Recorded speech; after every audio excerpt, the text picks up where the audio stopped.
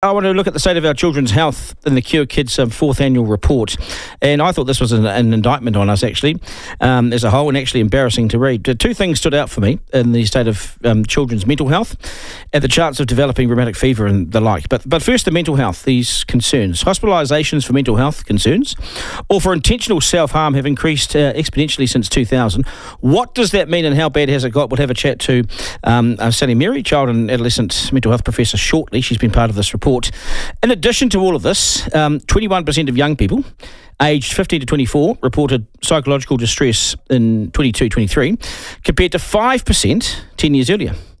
So what's that? A 300% increase over just over 10 years, 12 years. Well, they have said in this report this calls for greater investment in child and youth mental health services, focusing on cultural appropriate care and early intervention. A number of things stand out for me here.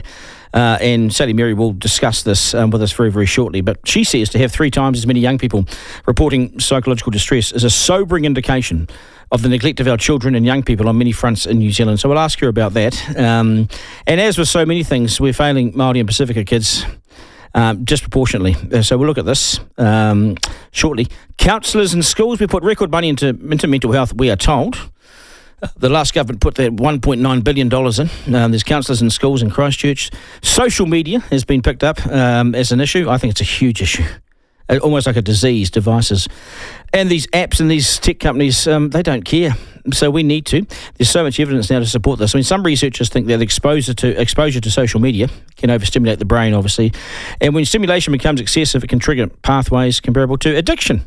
So our kids are getting addicted to this stuff young, really young. I've seen it with my own kids. You don't need a report to tell us that, but they're confirming this. Youth suicide's too high. I think it's a good move actually to ban phones in schools, no matter how it's working. Reports back from the schools apparently are good. I spoke to a principal today about this, and he said the uptake has been brilliant from the kids, and the reaction from the teachers and what's happening in the classrooms is great. So that's a start. But we've got some big issues, and we're now joined by Sally Mary, child and adolescent mental health professor at Auckland University. Sally, hello, g'day, welcome to the program. Hello, Duncan. Thank you very much. Yeah, I'm sorry it's not a better picture, but you will know this much better than I will, and it's a real concern. I suppose you chuck COVID in there as well, but our young people in mental health, it's not good. Yeah, no, it's not good at all, and I think I was not expecting the stats to be terribly good because of the impact of the pandemic, which obviously is going to have impacted on our kids, but also I think adults are often feeling quite down with the state of the world too at the moment, so there's all of that going, but I think this was more sobering than I was anticipating. And it's not just the pandemic, Duncan. The stats were getting worse before then. And so I think there's probably quite a lot of complicated factors interweaving with all of this. So working our way through trying to improve it is going to take a bit of effort. Yeah, it really will, and good on you guys for finding this stuff out and for being honest about it, and also saying, hey, we've got a massive problem here. Young people, I think, as you say, are feeling hopeless, are feeling overwhelmed, are feeling isolated. How much of this do you put down to this? Well, it's this evolution. We're in the middle of this huge change in our lives, right? I know this in the media because it's happening right in front of me and to me, but there's so much happening in our lives. Now, we have to be strong about this because we're adults, but young people may not be as resilient as they're expected to be, and they shouldn't expect. They're young, right? They're coping. So, how much of it do you put down to this digital explosion in our lives? Well, I think some of the comments that you were making beforehand, which is that I think the tech companies are making a lot by having clickbait, by increasing division in our society, and so on. And I think I think there's a lot of collateral damage, not just for our young people, for our adults as well. And I think that needs greater moderation. So I think the rise in social media parallels the rise in psychological distress. It may not be the only thing, though, because I think one of the other things that we're doing, mental health problems were hidden for many years, and we've been trying to decrease the stigma about reporting that. So now we're getting a lot of reports about it, and then that all becomes alarming. And I think we need to be quite nuanced in our approach to all of this and make sure that we are giving kids support about things, that we are dealing with things that are clearly harmful. And I think, cyberbullying, I think some of the trolling online and so on is clearly harmful. On the other hand, I think social media and digital devices can also have a positive role. So I think we need to be thinking about how are we going to help our kids navigate through this. And I think some of that requires that we navigate through it as well.